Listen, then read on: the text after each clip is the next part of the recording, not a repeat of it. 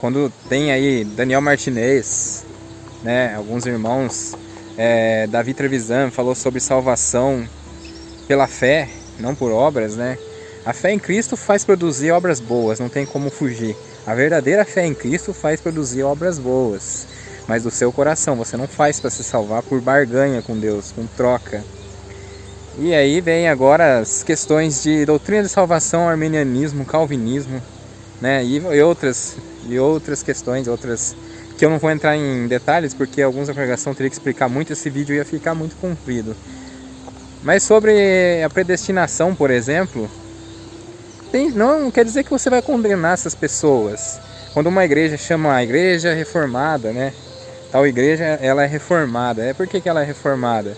Entendimentos novos entende como uma reforma. Mas o predestinado, por exemplo, alguns falam, mas eles acham que eles podem pecar, fazer o que for, que eles vão ser salvos. Mas alguns que eu conheço, eles não pensam assim. Por ser salvo, por acreditar que já são salvos, eles não querem viver nesse mundo de perdição, mundo de pecado. Então por isso a gente não vai condenar esses uns também, pelo pensamento deles. A Bíblia diz que Deus, antes da fundação do mundo, elegeu para a salvação aqueles que ele quis de entre a raça humana. Só que essa eleição e predestinação, elas não foram para a salvação somente no sentido de perdão de pecados. Porque o conceito de salvação na Bíblia é muito amplo, Rafael, e inclui não somente o perdão de nossos pecados, mas também a libertação do poder do pecado. Ou seja, uma pessoa que foi eleita, ela foi eleita também para ser santo. Como Paulo diz lá em Efésios capítulo 1, graças a Deus que nos elegeu antes da fundação do mundo para sermos santos e irrepreensíveis perante Ele. Isso é Efésios capítulo 1, verso 3. Paulo está dizendo aí nessa passagem que Deus nos elegeu para a santidade e para sermos irrepreensíveis diante dEle. Isso significa que uma pessoa que foi predestinada por Deus para a salvação, ela vai experimentar esse processo que nós chamamos de santificação, que consiste em você cada vez mais abandonar o pecado e cada vez mais se achegar a Deus, dizer não às práticas pecaminosas, fugir das tentações e viver uma vida santa, reta, piedosa, a vida de oração, de santidade, cheia do Espírito Santo.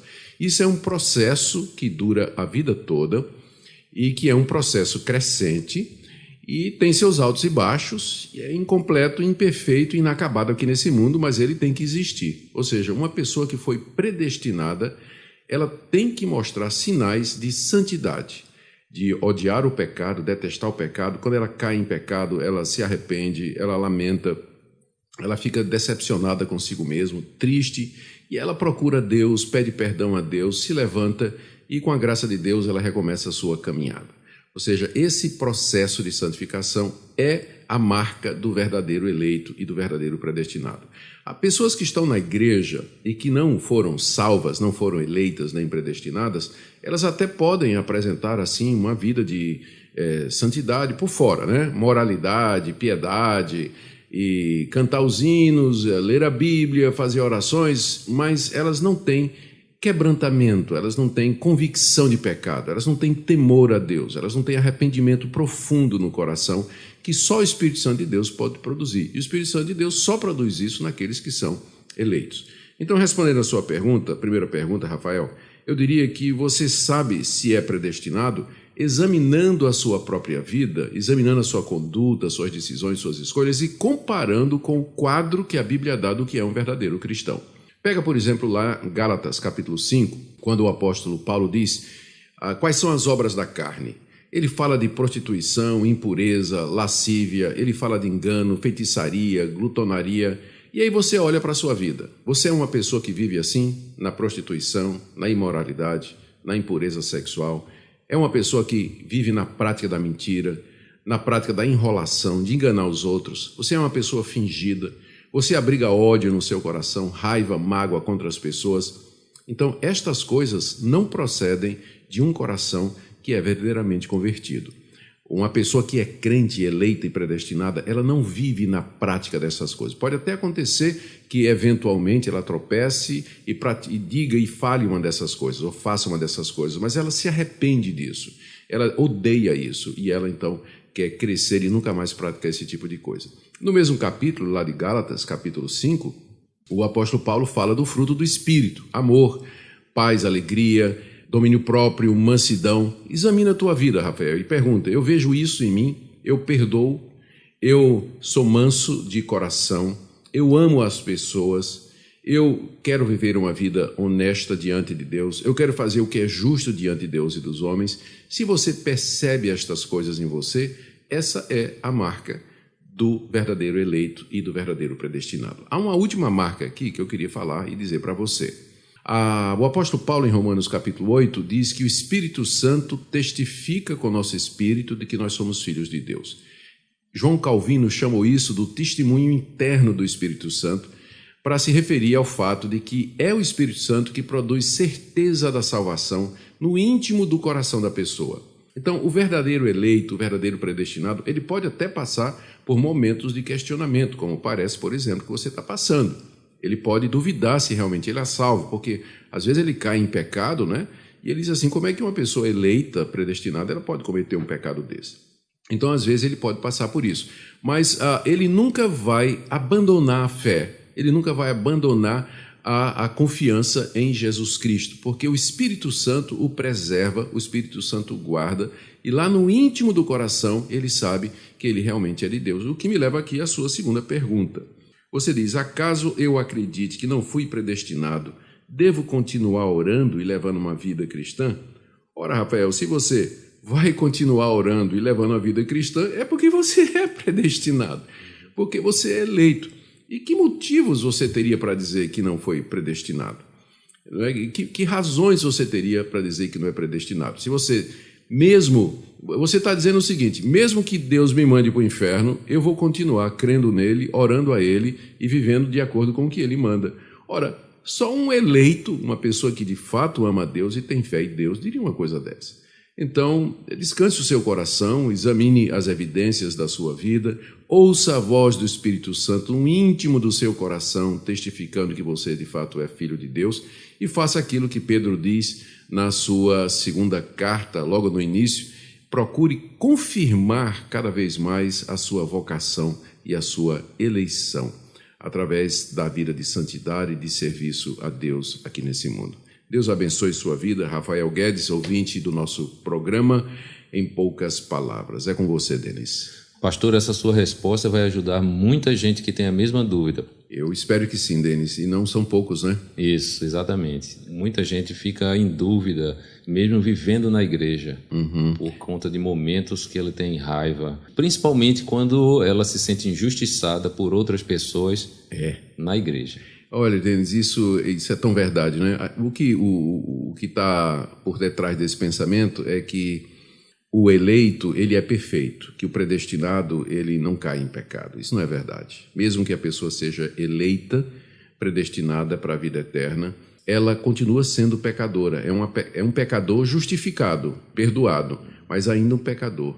E um eleito, ele pode tropeçar, ele pode cair. Isso não quer dizer que ele anula a eleição, porque logo em seguida o Espírito Santo vai trazer ele de volta, vai consolar, vai confirmar, ele vai se levantar, ele vai andar e de novo nos caminhos de Deus. A congregação tem um pensamento diferente, que é o que eu mais me associo, na verdade. A multidão de dívida da humanidade é sem limite, irmãos. Se ele viver 1000 anos praticando obra boa, ele vai para o inferno. Vocês entendem isso? Que nós não podemos ser salvos pelas nossas obras, e não há hipótese alguma que isso possa ser verdade. Só tem uma obra capaz, competente para nos tirar do inferno e da morte. É a obra de Jesus Cristo na cruz. Nós só podemos ser salvos pela fé, e não há condição alguma de nós ser salvos de outra forma.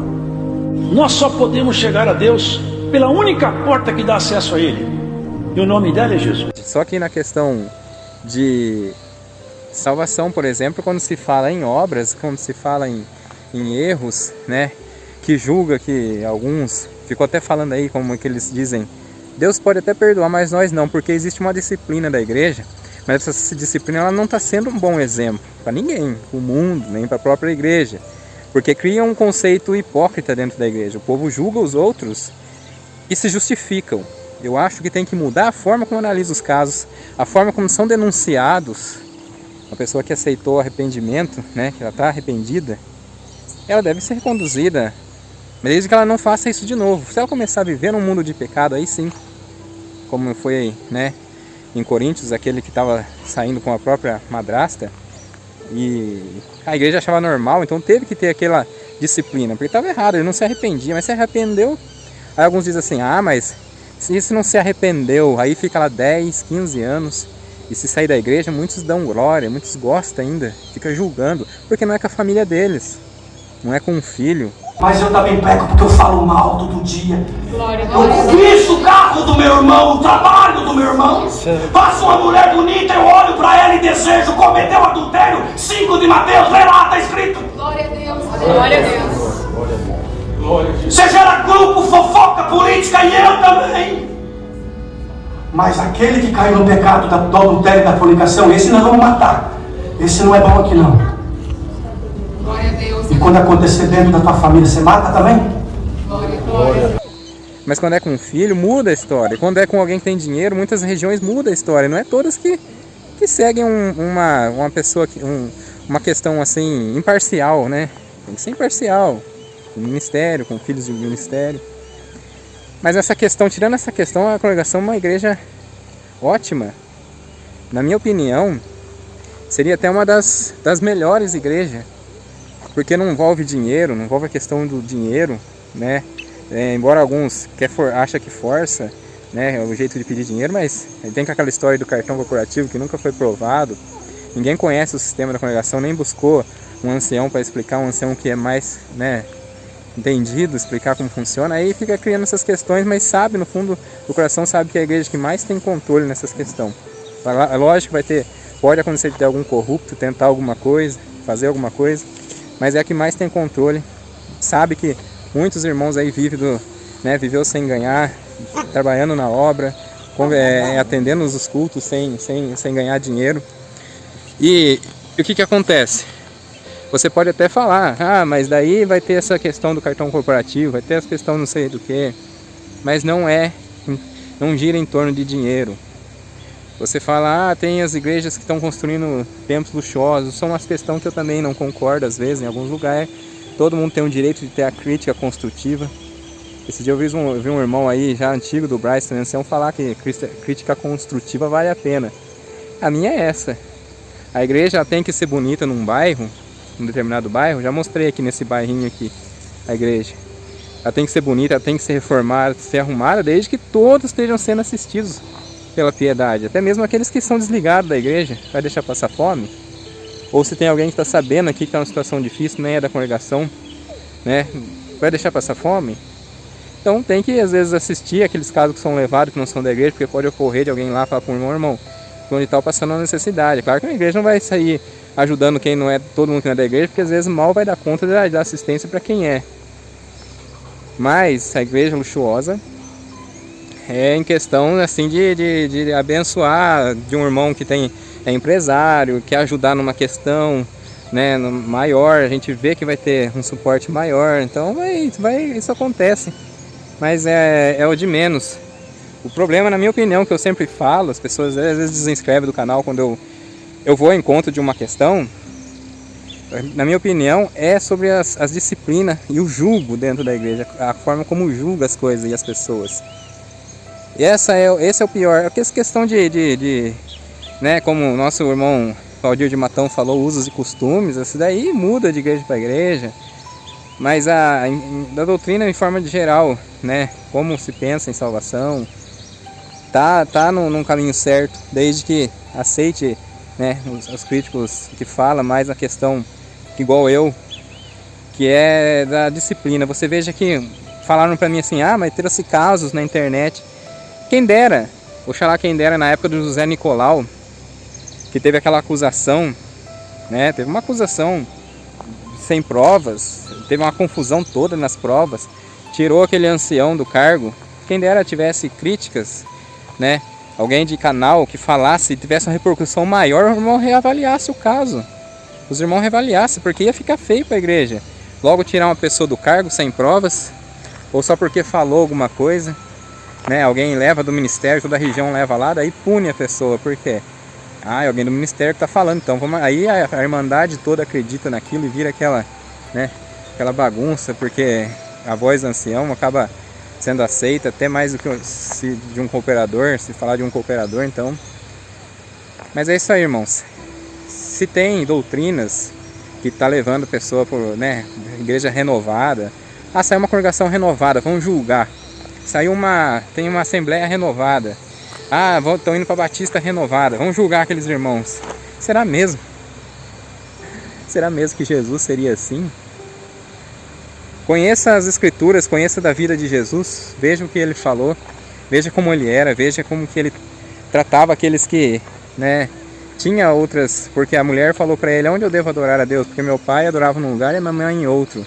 Um era no monte, outro na igreja. Ele falou: importa que seja em espírito e em verdade. Foram entregar sobre as pessoas que expulsavam demônio no nome dele, né? Jesus falou assim: aquele que não é contra nós é por nós. Então, igreja ficar falando, apontando outras, se a igreja fica falando, é calvinismo, né, armeniano, predestinados, isso só vai criar hipocrisia de julgamento, a divisão dentro da igreja. O mundo está aí. Como eu vou colocar, vai estar na capa aí, saiu um filme, né, A Freira 2, do próprio catolicismo. O próprio catolicismo, o pessoal vai lá assistir filme de freira, diz que é católico, freira, coisa de terror, filme de terror. Esse que o mundo está preocupado. Então, no meio cristão não deveria ter essa briga entre instituições, entre ideologia, desde que a fé seja afirmada em Jesus Cristo. Muito bom. Quero dar um exemplo histórico. Você tem na história John Wesley e George Whitefield. Sim. George Whitefield era calvinista. John Wesley era o que nós chamamos hoje de arminiano. Os dois se respeitavam, os dois trabalhavam juntos. E alguém um dia quis tirar uma casquinha nos dois. Aí chegou para o George Whitefield assim, perguntou: George Whitefield, o que você acha do Wesley? Ele disse: é o homem mais santo que eu conheço. Eu gostaria que ele pregasse no meu funeral. E pregou. É mesmo? Pregou. Aí alguém chega para John Wesley, tentando tirar uma casquinha, jogar um contra o outro, e falou: John Wesley, o que você acha de George Whitefield? Você acha que você vai encontrá-lo no céu? Wesley respondeu: acho que não. Não? Não. Por que não? Eu acho que vai estar tão perto de Deus que eu não vou conseguir chegar perto dele. Então eram esses dois homens que tinham linhas teológicas distintas, mas que entendiam. Mas estão preocupados, o mundo está preocupado com isso aí. Dizem ateu, dizem céticos, que não acreditam em nada, mas tem medinho. Vai lá assistir filminho de terror para ficar com medo. Se trata de coisas divinas, né? Inferno e céu. Vai lá assistir esses filmes. Esse é o mundo que vivemos. Mas é isso aí, pessoal. Quem não é inscrito, se inscreve no canal. Deus abençoe grandemente a todos. Eu vou pôr um vidinho aí de eu tocando, né? Que faz muito tempo que eu não coloco vídeo assim. Vou colocar um vidinho aí pros irmãos. Deus abençoe grandemente. Fé, irmãos, em Jesus Cristo, o único Salvador.